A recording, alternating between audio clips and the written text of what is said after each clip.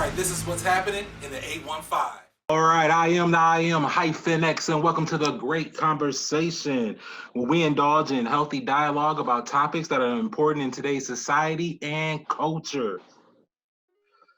Man, we're still on lockdown quarantine, going into phase 4, but many of places going back into a second phase of the COVID-19, the coronavirus, the Wuhan virus. I don't know. People are just becoming sick. And I got a special guest on tonight. I'm going to allow her to introduce herself. Go ahead, caller. Let us know who you are and where you're from and what you do. I am Latricia Smith. I am from Rockford, Illinois, and I am a para within the RPS 205 district. Also, I work within the community, very involved in the community, and I am the vice president of No Shades, which is an organization where we're just basically bridging the gaps between the community and the families within the Rockford area. Yeah, you guys are been doing some big things here. Go ahead and plug what you guys got coming up here. You guys starting up a Girl Scout troop, or? We are starting up a Girl Scout troop in a predominantly African American neighborhood. We're looking forward to it. So if anyone is interested, we're doing grades K through 8th grade. So if anyone knows anyone or interested, just let us know. And what are you? Look us up. And what are you guys looking to accomplish with that? Basically, we're just giving. We're positive role models, giving them opportunities to basically experience different things outside of the norm that we, do. Like we will probably be doing some camping, some. Teaching them how to cook, different little things to help them earn badges, build their self-esteem up, basically get involved with the community, just basically things like that. People act like Black folks don't go camping. Oh yeah, we do. Yeah. I like camping. I like camping. We might do it a little different, but I like camping. At first I didn't, and then I ended up going out my norm, meeting some friends at work, going out my norm, and I enjoy it. That's what's up. You got to get out your norm so you can know what your norm will be one day. You don't want to always do the same thing all the time.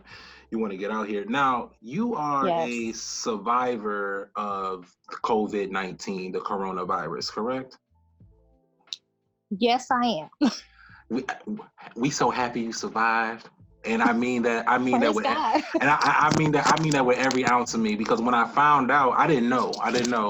But when I found out, I was just like, wow, I didn't really hear too much about it. But when I saw you back on the book, it was just like, it's almost like you was hungrier than ever. Like you was out here. Yes. You know what I'm saying? Yes. I want to share. I want to share my story. People probably get tired of it. But I am here because it is real. It is definitely real. I've heard people say, "Oh, it's not real. It just this." No, it's real. I was on life support. I was almost gone. So it's real. So walk us through that. Go ahead. Walk us through that. Walk us through what happened. Tell us your story. Okay, well, at first I just had some trouble breathing. I have asthma and I do have lupus. So, it could have affected me differently because of the underlying, diseases that I do have. But I was having trouble breathing. I went to my friend's dad's funeral and I was just having trouble breathing. I just couldn't, that day. And then I had an episode leaving the dad's funeral where I just got hot and I just got, I just felt like it was just like I had to pull over. I had to have my son go get me some water out the gas station. I just didn't feel good. And I was crying. I'm telling my kids I can't make it home, but I ended up making it home. I ended up I think it was because let me back. I really don't remember a lot of what happened within the hospital stay. I don't remember anything. All I remember is going to take that test after.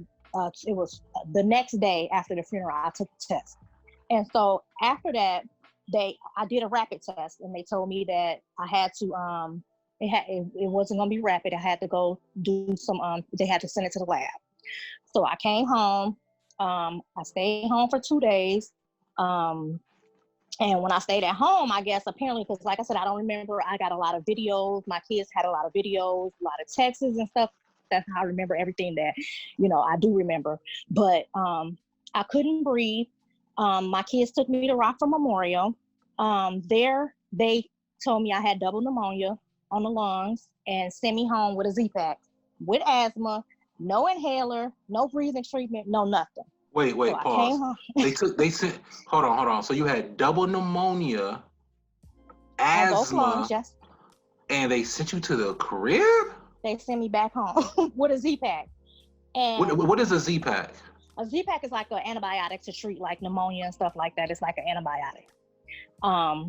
So basically, like they sent me home like 40 minutes later. They didn't let my kid come in there with me. They said because I was able to talk myself, which really I don't remember any of that. I don't even remember going to the hospital. I don't remember my kids taking me to the hospital.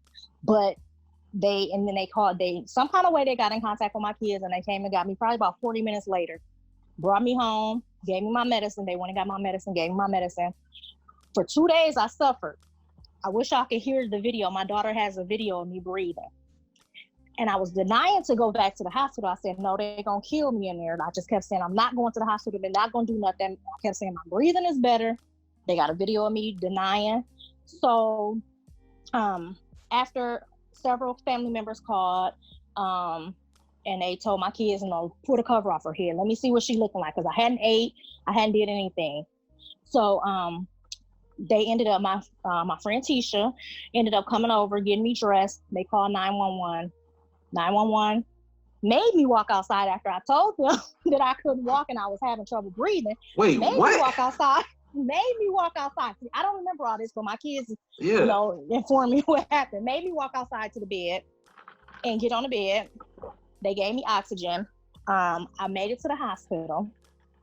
And and then that night, my friend had called me, which I don't remember talking to her, and she said, you're not doing so good. She said, if somebody needs to talk to you, who do you want?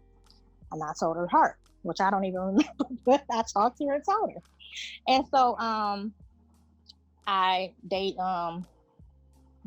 night they wanted to put me on the ventilator, but I couldn't, give the okay, and there was nobody to talk for me. So my best friend had to do a power of attorney.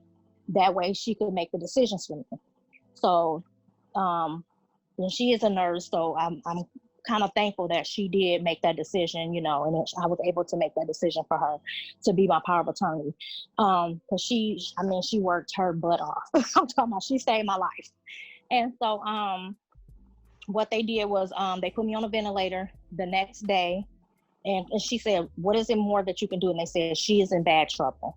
And a lot of it, I think, came from me my oxygen level had dropped drastically because I had been at home for if you think about it, like 4 days already suffering and not being able to breathe. Then for them to send me home, it was just like, man. So, and they said a lot of the reason why I probably have the memory loss is because my oxygen was so low. So anyway, I guess they put me on a ventilator. I was in the hospital. I got admitted, I think it was May 19th. And I mean, when I came off, I wasn't on as long as they expected.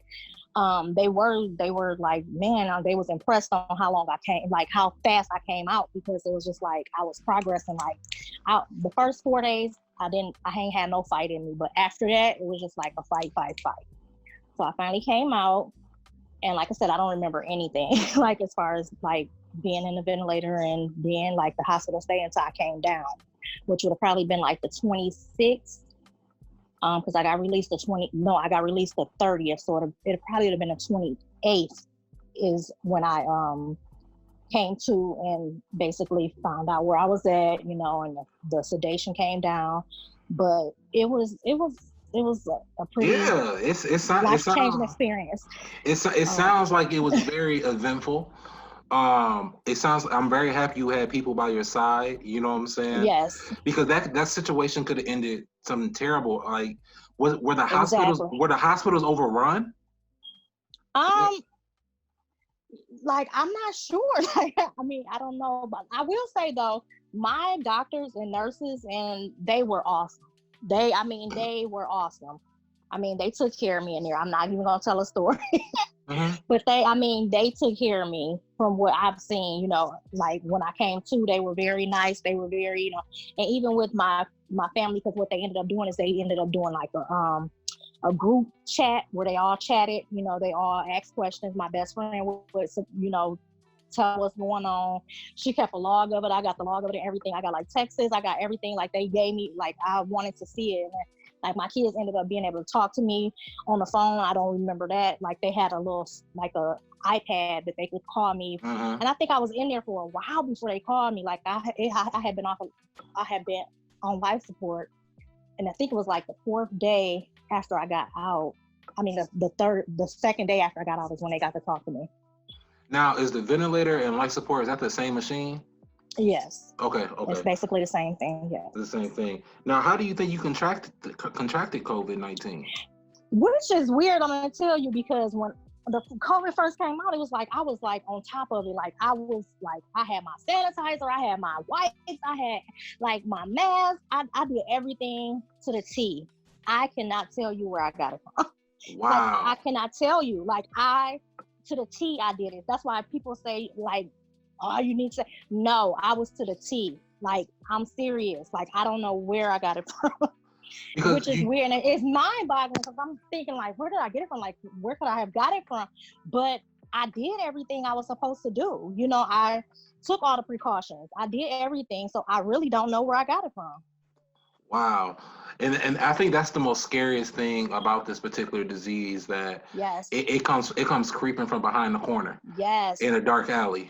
You know what I'm saying? And it comes from like, now I know like you alluded to some earlier where people are saying that this is not real, this, that, and the other. It's not as serious as they're making it out to be. Like I remember when everything first happened, I remember seeing tents put up everywhere, you know what I'm saying, things like that, but I've never seen any lines in them for those tents. Me myself personally, and that's why I was asking if it was over, if the hospitals were overrun, why they kept sending you home, especially if you have. Well, they have been doing that. Like I've been like, if I see somebody with it, I'd be like, what? You know, I ask questions. Because I want to educate people just as well as I want to be educated. They have been sending a lot of people home with this pneumonia and just giving them Z-Packs. And I think a lot of it they need to stop sending these people home and deal with it at that point. Because think about it, I sat at home, I couldn't breathe, like literally I was gasping for air. My kids have the video, I was gasping for like 2 days. And they like, no, we can't, you know. And just to think, like, what if I wouldn't have went? If they wouldn't have called, you know, the ambulance, if I would have just laid there, and just think of these people that don't have people watching over them like that. I mean, you can easily just go on home. Yeah, you could, because you could just slip, because you need to be under surveillance, under medical attention. You know, especially you saying that you have underlying conditions, so you should have been at the top of the list. You know what I'm saying? Like, hey, they should have never sent me home with asthma, double pneumonia, breathing trouble. And then they knew I had tested already for COVID. My results hadn't came back. They did know that I had got tested for it. So with all those conditions, you should have never sent me home. You should have sent me up to the COVID floor, if anything, because you know I probably got it, if anything. Yeah, they should have, because you were a likely candidate for it. Exactly. Yeah, especially with all those symptoms. I just find that to be, I don't know, that just goes back to Black people and our constant. And I have a friend that Pat, we was in the same, like, I remember before I went into the hospital, me and her was talking, we was on Facebook talking about it. And she was telling me, you know, I got 100, and I'm like, make sure you go get it. And she was like, no, you make sure. And it was like, it never dawned on me that I had it. And the whole time I had it.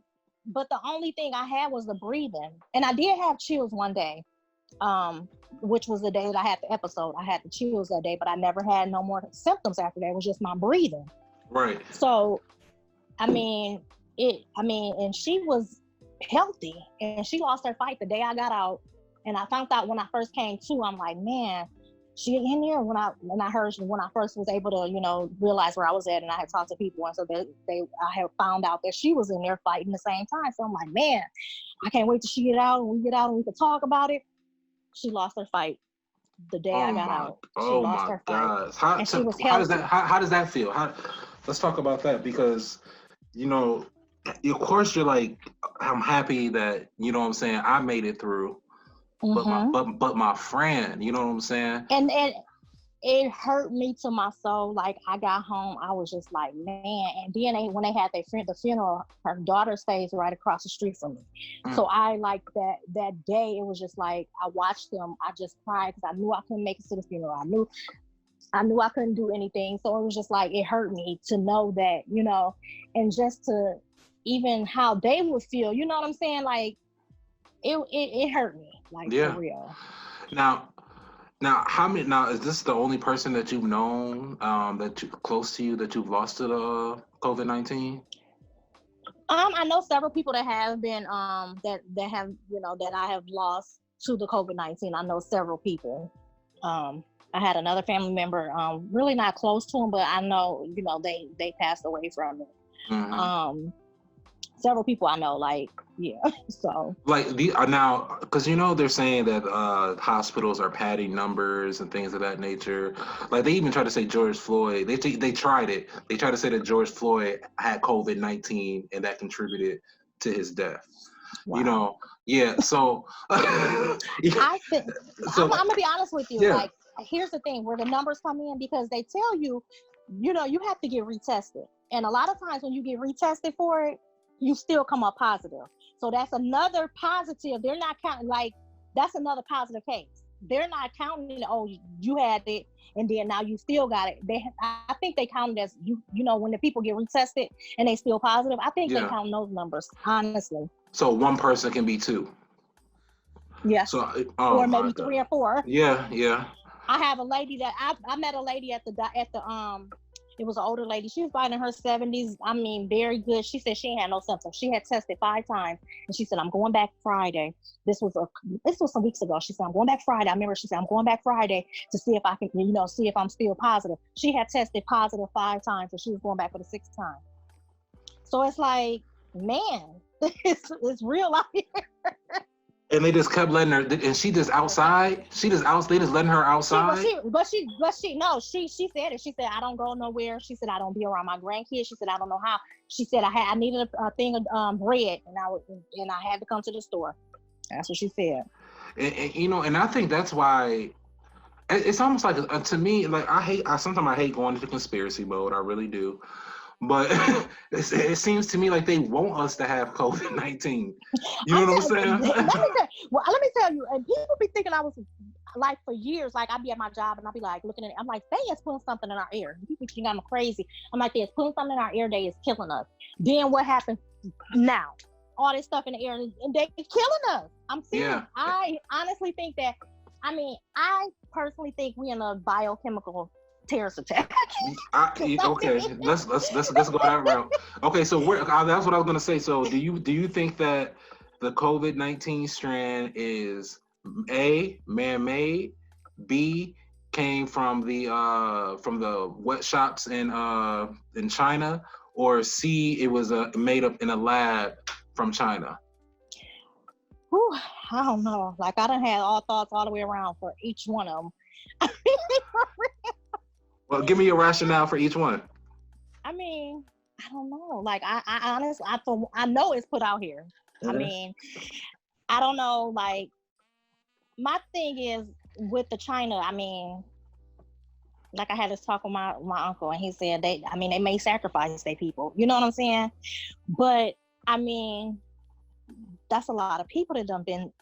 Well, they got billions of people over there. China's overpopulated, so they okay. Well, pop maybe, and then that's another thing I thought about, is it population control? You know, like, and then I just been all over the place with it. I just don't know where it came from, what is going on, but I'm all over the place with it. Like, I think one day maybe it came. It's mind-boggling. Because us blacks, like we don't have a good relationship with the government. We don't have a good relationship with doctors. And that's one thing I said. The government put it out here. They knew what they was doing.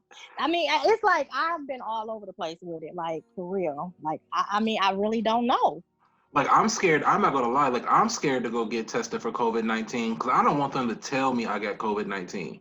just tell me. You know what I'm saying? Like I don't want, cause I'm not displaying any symptoms or anything like that. So like I don't want to be told that I have. And at COVID. one point, let me tell you, at one point I was like, they giving them people that stuff. When you gonna take that test, they giving it to you. I mean, I was all over the place. I'm not going to get tested. I'm not. No, they gonna give it to me. Yeah. I mean, all of that. And then it's just like, and then like now I notice that they're like, okay, the numbers are down a little bit, but they're letting people test it on their own. Like when you go into the place, they're letting you swab yourself. Now, how is that gonna work? Because maybe they don't put it all the way up there where it's supposed to be at. You know what I'm saying? So, I mean, self swabbing. Yes, that's what they doing. Yes, that's what they doing. America is just all over the place. It's not no type of universal, like, hey guys, as a country, this is how we're going to handle COVID. It's like, hey, it's like however you want it done. Even on this lockdown quarantine, the only thing that's different is that you can't socialize. You can still go anywhere and everywhere that you want to the whole time. Like when it first started, do you remember the whole push? Like it was stay at home and order out. You know what I'm saying? And like I'm even guilty of this. Like I ordered more food out. Me too. From complete strangers. Yes. in a pandemic. Yes. Because I was told, hey, this is okay to do. But logically, it makes no sense. I should have been cooking at the crib. Yeah. I should have been cooking at the house. I don't know how many, like you're in contact with it's almost like having unprotected sex. You're in contact with every person that person was in contact with. Yeah. I don't care if it's a mask involved or not. You know what I'm saying? Like, because in the beginning they were telling us wear masks. You know what I'm saying? Yeah. And then they're saying. Then they went on to say don't wear masks. Yeah. You know, then it's like wear a cloth mask, but don't wear a surgical mask. Now it's wear a surgical mask, not a cloth mask. And now it's like, hey, do what you want. Do what you want to do, man. Exactly. Figure it out, man. Do what you want. do what you feel. Do what you feel. And then like, you know, what is this? Oh, okay. So and then you have like they're shutting down schools and but it's not really a trigger into children. Like it's the logic of everything has like so many like our way of life has been altered. It has drastically. There's no graduations, funeral services. You know what I'm saying? You can't really lay your loved ones to rest the way you used to. You know what I'm saying? And I'm like, why is it that they don't want people to socialize? You know what I'm saying? Yeah. What is it about the gathering of people, but then we're able to assemble to protest? Like it's all over the place. But that's why I'm happy that you're on, because I know someone who's had COVID. You know what I'm saying? I know someone who's had COVID. And then I'm gonna tell you, I will say like some of the long term, like I have suffered from, you know, what is it? I always get it mixed up. What is it? The PTSD? Yes. I've suffered that. Like when I first got home, I was like getting up in the middle of the night screaming, getting up, like waking my kids up, like taking off clothes. Like, I mean, and it's like the recovery is not as easy as everybody thinks. Like it's certain people that, you know, have to learn how to walk over. They have to learn how to, like, I had to literally learn how to use the bathroom again. I was literally in diapers, like for real. Is that because you couldn't move? No, I mean, I had to learn it all over. I could move. I was walking and everything. It's just like I was using the bathroom on myself. I had to learn how to learn how to basically use the bathroom on my own. I mean, it was just like, it's horrible. Like my memory loss, like even now, like my memory is like still like recovery in recovery mode. Yeah. Yes. And it's like, I mean, and I know somebody now that has had it twice. They went to the hospital, got out. They had to learn how to walk over again, and had a trach and everything. Got out the hospital, tested positive again, back in the hospital. So it's like I mean, people say you can get it twice. You can get it more than one time. And it sounds like they're getting it back to like quickly though. That sounded very quick. You know what I'm saying? Man, that maybe they were never. I don't know. That's scary. Like you said, That's maybe scary. they were never. It was never done. Like it was never over. Like when I went back to my thing, because like I felt like everybody treated me like a John, which I really don't care.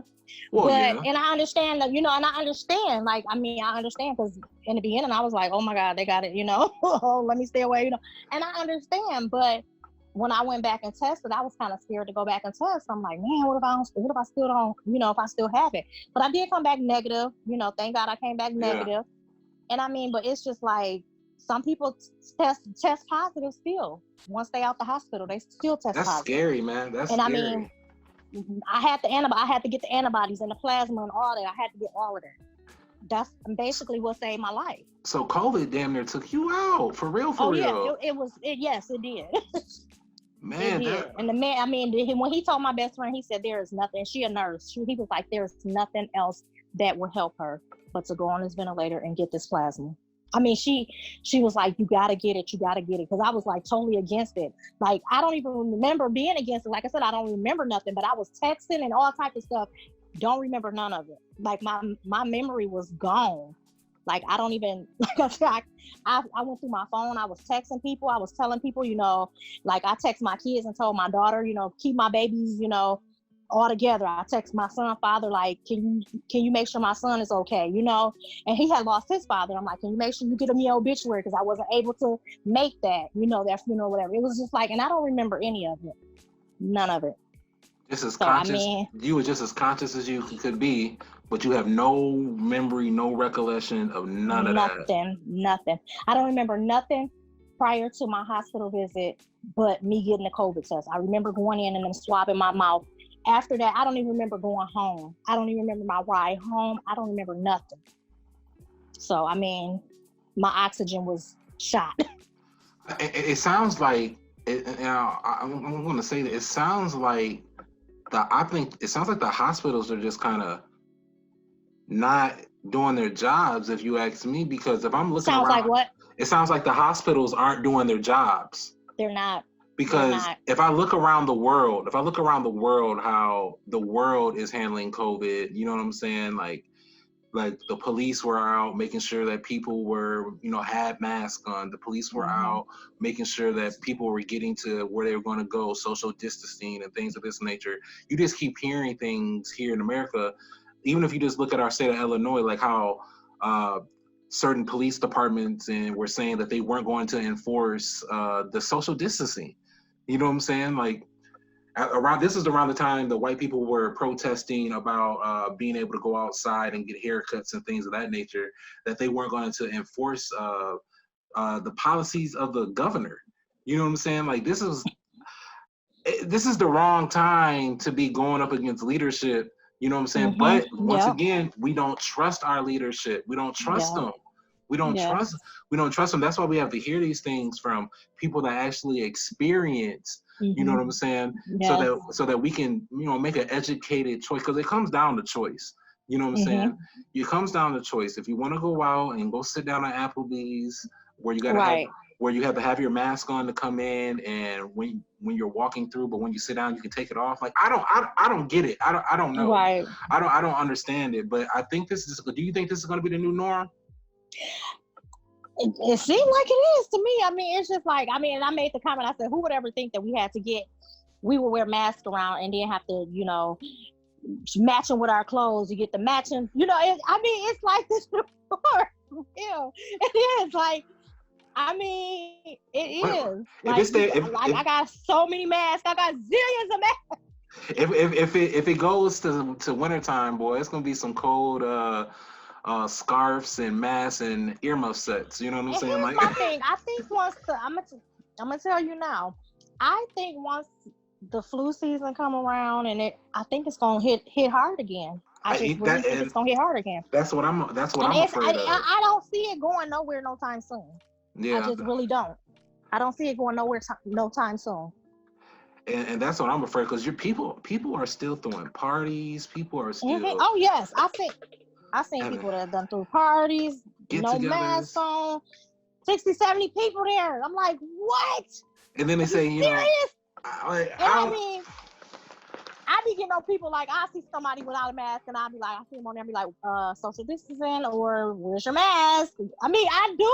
I mean, people probably get on I probably get on people's nerves, but I do. I be like, where's your mask? Like, well, you should, because you know what it feels like. And I had like one girl, like right when I got to the hospital, they in there laughing, we just got over it, ain't nothing. I'm like, what? I seriously, I'm like, what? Let me show you something. I showed her all my bruises from the hospital. I said, it is real. I said, I just got off a life support. It's real. Like, I don't know what y'all had. And I mean, it's like it's affecting different people. I swear it's like, and I start thinking like, is they putting it out here like harder at certain times or in certain areas? Because it'd be like people start just dying like left and right. And then it like eased up. And I'm like, and then how do y'all specifically know when it's gonna hit hard? You know what I'm saying? So it's like, because they can only go off the results of the people that are testing. You know what I'm saying? That's all they can go off of. So I know it's not a lot of people getting tested. I know that for a fact because I'm one of them. You know what I'm saying? Like I know it's a lot of people that don't get tested because they like we're going off of what was said before. You know what I'm saying? If you have these symptoms, you know what I'm saying? Then like I don't go to the doctor before I'm sick. You know what I'm saying? Unless it's for a job or something, I gotta go get a physical. You know what I'm saying? Like, and then at one point they was telling everybody to get tested. So it's just like it's too much. Like it's too much iffy and too much change. Because like you said, they were saying if you got symptoms, then they went to saying everybody get tested. Then they went back to so it's like. So here's the real. Here go the real question. So all of a sudden, say they come out with this vaccine, right? They come out with. I ain't taking it. I don't even do flu shots. Like even with my whole experience with it, I'm not taking it. I'm sorry. I don't trust it. I don't trust it. I don't trust it. We don't even take the flu shot in my house. I don't trust it. These people take the flu shot and still get sick. Yeah. And they got like my job. Everybody like 1 year, and it's happened 2 years. They all got the flu shot at my job. All got the flu shot, and everybody that got the flu shot got sick. And then here I come with influenza A and B, cause y'all done got crazy. Done went and got these vaccines, and they giving it to y'all. I'm not doing that flu shot. Sorry, and I'm not doing no coronavirus COVID-19 shot neither. Yeah, come get this COVID-19 shot. Nope.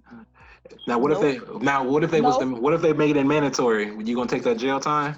I'm gonna have to. Yeah, me they too. Ain't gonna kill me. I'm gonna go to Canada, baby. I almost died already. They is not Now, what do you think about the whole they got the new swine flu coming out now? It's almost like, heard about that. Oh, you heard about it? It's like they're making previews for it. It's crazy. Like they found a new strand of swine flu on a guess where they found it? Where? China. And I was gonna say China. In China, they found it in China. Well, right now it's just like on pig farm. About it. Like I feel like they killing us. Like really, like now that you're saying that, like I feel like China is like this is a terror attack. Attack. And then cause think about it, then we get everything we own from China. Everything we buy and everything was made is come from China. And it's very simple to get it over here. You know what I'm saying? Yes. It's very simple. Like now everyone knows how my feelings about Trump and everything. Like he's our president, this, that, and the other. But I did see that remember when he was talking tough on China? Remember he was talking real tough on China? Then all of a sudden this happened. You know what I'm saying? it's all president. Well, you know that's the crazy part. That's the crazy part about being in America, because no matter who you vote for, it's whoever wins. You know what I'm saying? They still got to be the president of the people that didn't vote for him. It's a crazy system we live in. It's a crazy system. Like I don't really have an issue with Trump too much. You know what I'm saying? I just think we got a real white man in office, and he's 70 plus. And he thinks like a white man, just like if Joe Biden get in office, he think like a white man. You know what I'm saying? Yeah. They all think they cool with the niggas. They all They all do because they feel like they treat niggas pretty good. They may not treat them as equals, but they feel like they treat them pretty good. It's funny how Biden talks, you know what I'm saying, about getting things done, but when he was in office with Obama, then nothing happened. You know what I'm saying? Like he talks about like his 94 crime bill that he did with Clinton to help mass incarcerate most black men. You know what I'm saying? On the three strikes and you're out thing. So, you know, we have to be careful no matter who you vote for. I'm not trying to get on a political rant, but no matter who you vote for, just make sure they have your agenda at hand. You know what I'm saying? Just make sure it's a good fit for you. Don't just vote for somebody based off of their personality. You should be voting for people based off their policies, because some of the driest people on earth, you know what I'm saying, give some of the greatest information, but I wouldn't want them to be the MC at my damn wedding. You know what I'm saying? So, you know, I'm not gonna do it.